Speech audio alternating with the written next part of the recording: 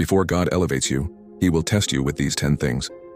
Before every promotion from God, before the door opens, before the calling becomes visible. There is a season of divine testing. Not to destroy, but to prepare. Not to delay, but to develop. God tests what He intends to trust. The test of patience. Nothing stretches the soul like waiting, not knowing when or how or even if the promise will come.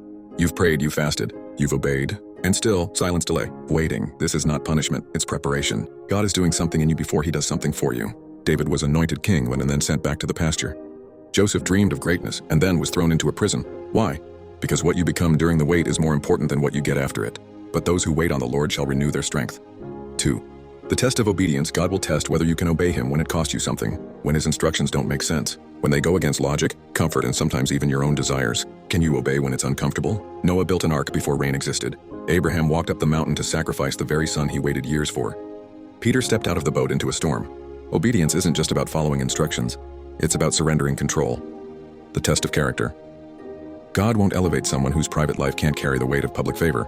Before He increases visibility, He will examine integrity. This is the test of who you are when no one is watching. How do you handle pressure? Do you cut corners when it's convenient? Do you lie when it saves your reputation? Talent can open a door, but only character can keep it open. Don't rush to be seen. Be refined, be trusted. 4. The test of letting go. There comes a time when God asks, "Will you lay this down for me?" It could be a relationship, a career path, an opportunity, or even a dream. Letting go isn't always a loss, sometimes it's an exchange. What you refuse to surrender becomes an idol, but what you release to God, He either returns in power or replaces with something better. Abraham passed this test on Mount Moriah and walked back down with the covenant of nations.